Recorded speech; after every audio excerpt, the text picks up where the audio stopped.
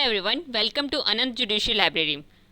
तो आज यहाँ जो आप लोगों के लिए मैं टॉपिक लेके आई हूँ वो है difference between admission and confession. तो एडमिशन क्या होता है ये टॉपिक मैं ऑलरेडी कवर कर चुकी हूँ और कन्फेशन क्या होता है इसको भी मैं ऑलरेडी कवर कर चुकी हूँ। ओके, तो आज मैं इन दोनों के बीच का डिफरेंस लेके आई हूँ जो अक्सर एग्जाम में पूछा जाता है।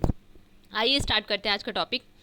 Confession is a statement made by an accused person which is sought to be proved against him in criminal proceedings to establish the commission of an offense by him। Means जो आपका confession होता है वो हमेशा accused के द्वारा किया जाता है और ऐसा स्टेटमेंट दिया जाता है जो कंस्टिट्यूट करते हैं यानी जो बताते हैं कि उसने कोई ऑफेंस किया है। Okay, admission usually related to civil transactions. Okay, ये ऑलवेज क्या होता है, रिलेट होता है सिविल ट्रांजेक्शन से। And comprise also statement amounting to admission defined under section 17 and made by persons mention under section 18, 19 and 20। Means जो आपका admission होता है वो यूजुअली आपका किस में यूज़ होता है, आपका सिविल ट्रांजैक्शन में यूज़ होता है। इंडियन एविडेंस एक्ट के सेक्शन 17 में आपकी एडमिशन के बारे में बताया गया है, जबकि सेक्शन 18, 19 एंड 20 में प्रेस्क्राइब पर्सन के द्वारा ही एडमिशन किया जा सकता है। अब यहाँ मैं सिंपल सी लैंग्वेज में दोनों के बारे में एक बार डिफरेंस बता देती हूँ। जो कन्फेशन होता है वो हमेशा एक्यूज्ड के द्वारा किया जाता है और हमेशा ऑफेंस के बारे में किया जाता है। ओके, और ये हमेशा क्रिमिनल प्रोसीडिंग्स में ही होता है। जबकि एडमिशन क्या होता है, एडमिशन 18, 19, 20 में प्रेस्क्राइब पर्सन द्वारा ही किया जाता है। ये सिविल ट्रांजेक्शन में यूज़ होता है और आपका क्रिमिनल ट्रांजेक्शन में भी आपका एडमिशन यूज़ होता है। ओके, जबकि कन्फेशन आपका हमेशा क्रिमिनल में यूज़ होता है। नेक्स्ट है आपका confession. Confession, if deliberately and voluntarily made, may be accepted as conclusive of the matters confessed।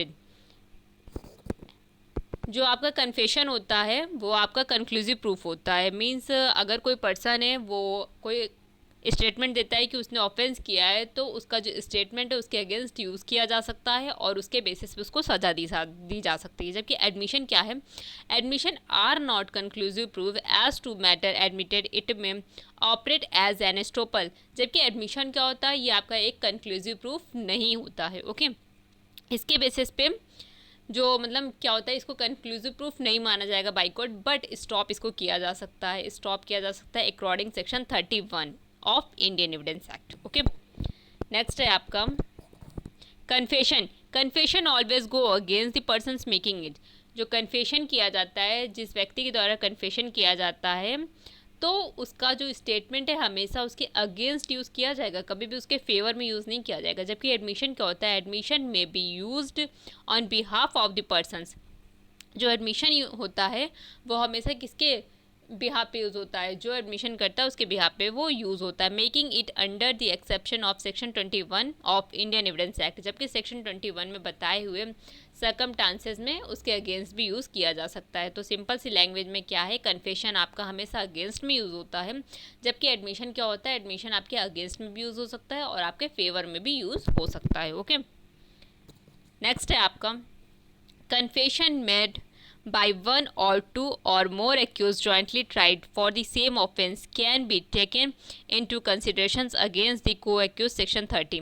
Means अगर कन्फेशन एक ही ट्रायल में एक ही अपराध के लिए कई व्यक्तियों का विचारण हो रहा है, ठीक है, ट्रायल हो रहा है, तो अगर उसमें से एक कन्फेस करता है कि मैंने ये अपराध किया, इसमें ये मेरा साथ देता है या देती है, जो भी है, ठीक है, तो जो कन्फेशन कर रहा है पर्सन, उसने जो भी कन्फेस किया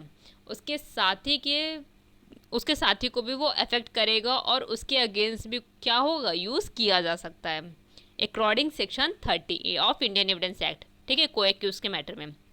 जबकि एडमिशन में ऐसा कुछ भी नहीं होता। एडमिशन में अगर सेवरल डिफेंडेंट है, एक बार मैं पढ़ दे रही हूँ, admission by one of the several defendants in suit is no evidence against other defendants. Means अगर आपका कोई व्यक्ति, एक केस है उसमें आपके बहुत सारे डिफेंडेंट है, अगर कोई एडमिशन करता है तो वो एडमिशन सिर्फ और सिर्फ उस तक ही रहेगा, मीन्स उस पर ही लागू होगा, बाकियों पे लागू नहीं होगा। जबकि कन्फेशन को एक्यूज के केस में सेक्शन 30 में क्या होता है कि जो पर्सन कन्फेस कर रहा है उसके जितने भी साथी हैं सब पे वो लागू होगा, ठीक है। और ऐसे केसेस में क्या होता है कि सज़ा देने से पहले ऐसे एविडेंस को कोरेबरेट कराना बहुत ज़्यादा ज़रूरी है, तब उसके बेसिस पे सज़ा दी जा सकती है। ओके, नेक्स्ट है आपका confession. Confession is statement written और oral which is direct admission of suits. Means जो आपका कन्फेशन होता है वो डायरेक्ट एडमिशन होता है सूट में, ठीक है। जबकि एडमिशन क्या होता है, admission is a statement oral और written which gives inference about the liability of persons making admissions.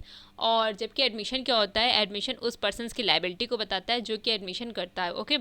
तो यहाँ ये आपका कन्फेशन और एडमिशन का जो डिफरेंस है ये कंप्लीट होता है। अगर आपको इतने में भी नहीं समझ में आया तो आप लोग कमेंट बॉक्स में करके अपने क्वेश्चन पूछ सकते हैं, मैं आपके क्वेश्चन का आंसर ज़रूर करूँगी।